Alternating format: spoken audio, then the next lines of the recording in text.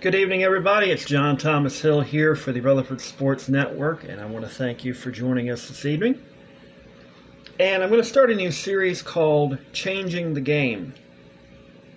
And what this is primarily is it's going to give you some ideas that I have of changing the games for the better, changing particular sports leagues and all of that. And I'm going to start tonight with college basketball, something that I grew up with as part of we live in ACC country, Atlantic Coast Conference territory, for those of you who are unfamiliar with it.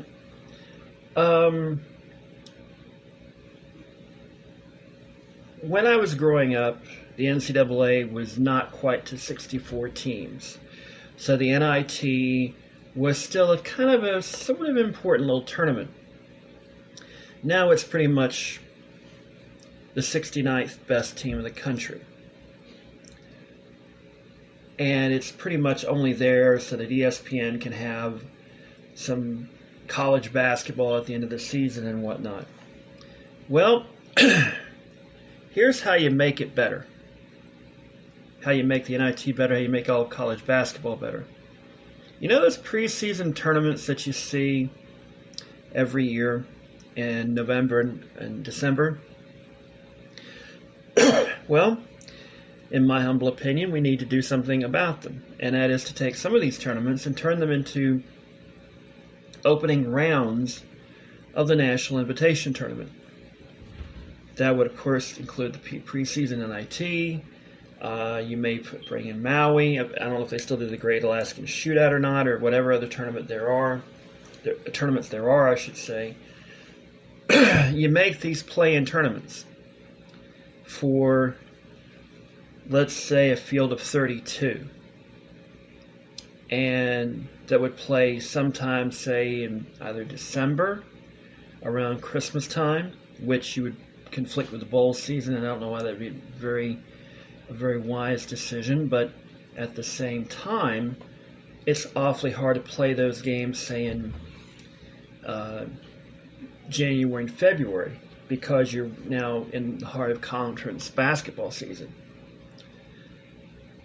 So you could play, let me think, 3 rounds, 8-team tournaments to get to 32 teams. You may have to do a little smaller colleges and such. Basically, every team would have an opportunity to have a shot at getting the NIT.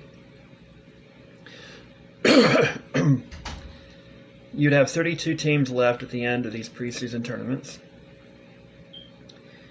And then you would have, say in late January, early February, let's say the weekend before the Super Bowl, you would have the schedule rearranged to where the teams that made it to this particular moment, which would be, I guess you could say, the regionals of the NIT, you could have 2 games to whittle the field down from 32 to 8 teams. And those 8 teams would know that after the Final Four, they would be playing basketball. It could be a team that has a losing record. It could be a team that has no chance of winning the NCAA tournament. Or it could be a team that's undefeated. It's based upon the FA Cup. But instead of drawing to see who wins, who gets a game or whatnot, you have these games at neutral sites. And you can hype these games up. Now you have 32 4-team tournaments. That's 8 places you'd have to have these tournaments. It could be any. You could have Cinderella stories galore. You could have big names losing in the opening rounds and all of this. It makes for some very interesting basketball. And obviously you'd have the finals at Madison Square Garden. And since ESPN, I think, has the rights to the NIT tournament for quite a while to come, it would mean that it would be something you could add on top of the NCAA March Madness coverage. Plus, you'd only have those 3 games. You could play it the very next weekend after the Final Four, which is Masters weekend, of course. But the fact of the matter is, most college basketball fans are not either casual at best golf fans, or they're not golf fans at all. So it's not really going to affect the Masters coverage all that much. In my opinion, I think the best way to do it is to have a quarterfinal, like the old ACC tournament back in the day, quarterfinals on Friday, and then semifinals Saturday, and then the big game on Sunday night before, you'd probably have it on ESPN too, because I know ESPN's got Sunday Night Baseball, but it could be a situation where that would be one of the things they could work out with Major League Baseball, where they could do a bit of a trade and put the game on ESPN2, where ESPN would pick up some games down later in the season. But this idea of an FA Cup style tournament in college basketball makes a lot of sense, because right now there is a lot of parity out there. You could change it up. You could give teams a second chance of getting in. Say, have, I don't know, some kind of way that you have the tournament where the NIT is basically the teams that get knocked out of the NCAA tournament. They have a second chance of glory, I guess you could say. But my idea, I think, makes a lot more sense, because it would not really impact the schedule all that much. You could have some games changed around and all of that, to where, games could be moved around and all of this. It would be kind of difficult in a conference aspect, but I think it would be worthwhile to do that. Plus, of course, you've got those really big games that would be probably on ESPN or CBS, whatnot. And it would be huge. You'd have these 8 4-team tournaments going on the weekend before the Super Bowl, where nobody's really caring about the Pro Bowl. And, I think the NHL has their All-Star game, but it's not really, people don't really focus on that as much as they used to, because the NHL All-Star game they've toyed with it so much nobody really cares anymore. I'm a hockey fan, and I don't care about the NHL All-Star game anymore. So, yeah, that in my mind makes a lot of sense, to do a tournament like that. The second idea I have is basically to do what they've done in women's college basketball already, and have 4 10-minute quarters. Primarily they do that because you could have a situation where you could give teams that are getting blown out, say, midway through the first half, an opportunity to catch their breath a little bit, without having to extend a whole lot of timeouts. You could fit more commercials in, have less timeouts during the actual gameplay. Whereas right now, I think that, if I'm not mistaken, the TV timeouts take place every 4 minutes of game time. That's at 16, 12, 8, and 4 of each half, if I'm not mistaken. To me, that makes a lot of sense, because you'd still have those TV timeouts, but you could break them up, or perhaps even, say, late in the game, when things are really on the line, you could only have one timeout, TV timeout, during the fourth quarter. Now, this is not something I expect the NCAA, because there's a lot to think about this, but it's not, you're not changing the time. It's not a huge, gigantic rule change. I don't know if coaches would be for it or against it. I think it would just simply be a change that most people would find curious, but they would not go crazy over. either good or bad. It would basically be, oh, we're doing 4 quarters now of 10 minutes instead of 2 halves of 20 minutes. The third thing I have proposed is that, and this is going to be very controversial, if a player out of high school decides to go to the NBA, they have 2 years. In those 2 years, if the team and the player decide he's not ready yet, then the player can go back to college basketball, but they have to complete 3 years. Now, the team that he signed the letter of intent for would have first dibs to convince him to sign with that. Any money that he's made up to that point, he could spend. The team, though, would be on the hook for the tuition and the guaranteed contract would still be, they'd have to pay him anyway. If he gets hurt in college, he's guaranteed that money anyway for the 3rd year, however long his contract is. That would mean, obviously, the reshaping of contracts and such. Here's my point.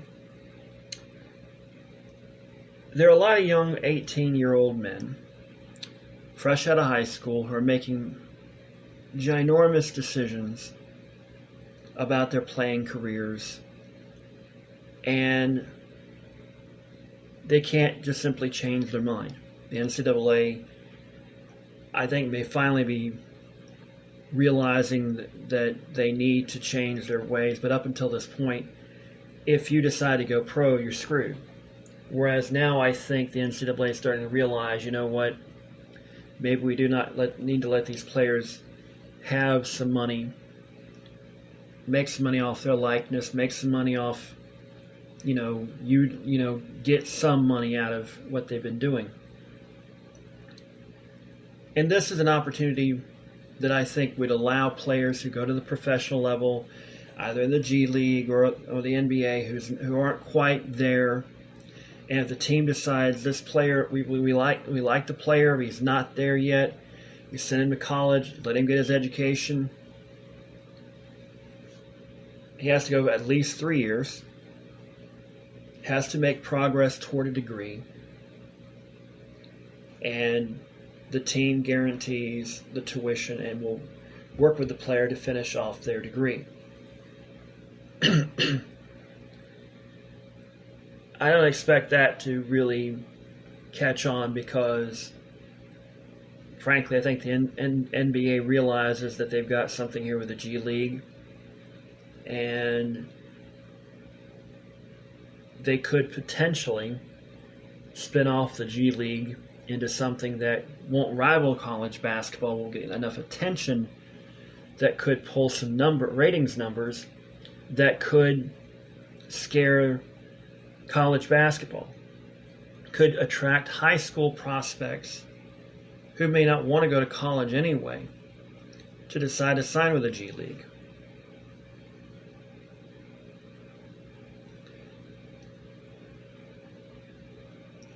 And this, but with what I'm proposing, it would basically mean, okay, player goes out of high school to the G League for 2 years. They're not developing as quickly as they could, but there is potential there. Let him go to college basketball. You still got to pay him. You still got to pay his tuition or whatever arrangement you can make. And the player goes on to an experienced squad. I would dare say you might, if you're the NCAA, add a couple scholarships to compensate.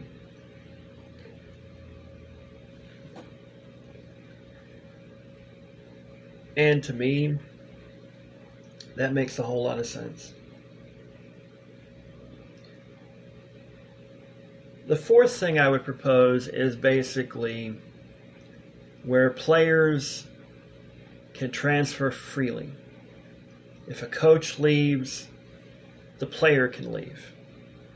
if they could play and immediately start for another team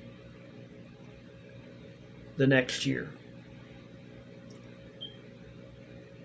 Or if there is an agreement between the coach, the university, and the player can leave for another university, say between the fall and winter and spring semester, go to another school and start playing there.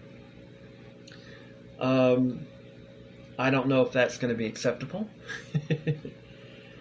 but it would be some rare cases where that might work out. But more than likely what you would see is you'd have players that would be like, well, the coach is leaving and they didn't like the new coach coming in. You'd have to give the university an opportunity to make the statement that, hey, we want to keep you here, but instead of forcing the player to stay there, it gives impetus for the university to try and win the player back to stay there. Now, of course, that means, you've got to regulate illegal benefits and all that, which, of course, brings me to my fifth point. The NCAA has shown flexibility on letting players earn money through endorsements and the likeness and all that. What we need is every player gets a certain amount of money. Not just tuition, room and board, but a stipend. And that stipend goes like this. If you go to class, you make decent grades, enough to stay eligible, go to practice, you make X amount of dollars. You make B on a roll, you make some more. Or part of extracurricular activities or something like that helps the community in general, or does some charity work on the side, you make a little bit more. The colleges can figure this stuff out, but you could theoretically have it to where college players are being paid to go to class and being paid to do extracurricular activities. It helps get them more motivated in the classroom as well as in the community and not just think about basketball. So, yeah, these are ideas I'm tossing out there. I don't know if they'll go anywhere. I don't care. It's just my opinion. The first one I had, the FA Cup style tournament, I thought for many years now. Because the NIT is just something they do sort of like the bowl games. They just throw them out there and expect people to, watch. And maybe you do. It's sort of filler time between the next round of the NCAA tournament. That being said, there comes a point where you have to change the game for the better. And I think the NCAA needs to do that with college basketball, because you have the G League now poised to be a threat to college basketball. You've got the overseas leagues like the Australian National Basketball League, the European leagues, maybe even South American leagues that are posing a threat to these leagues. To the NBA, not just the NCAA, but maybe even the G League itself. But I think the G League will definitely succeed. Now, do I think that it'll hurt college basketball long term? No, I think they'll find a way to continue on. I think the quality of play may go down some, but I think it'll eventually catch back up. But with these ideas, it puts more eyes on the product, and it gives teams an opportunity to say, hey, we're out of the NCAA March Madness, but we made the Final 8 in the NIT. We've got an opportunity to get some glory at the end of the season. So, yeah, there's that. Now, with this series, I'm going to be doing in this Changing the Game series I'm going to be doing, I'm going to basically throw some ideas out there, see how you like them, and go from there. I hope you enjoyed the podcast. If you have some comments and such, if you think I'm crazy, fine. Wouldn't be the first time, won't be the last time I'm considered crazy, but truth be told, this is just some ideas I've put together over the course of time. They're not refined, they're not well researched or anything like that. These are basically little seeds of thought that can grow into something greater or just die out completely. So that is it for now. Hope you enjoyed the podcast. I did. And we will see you at another time. Until then, good night, good luck, and may the good news be yours.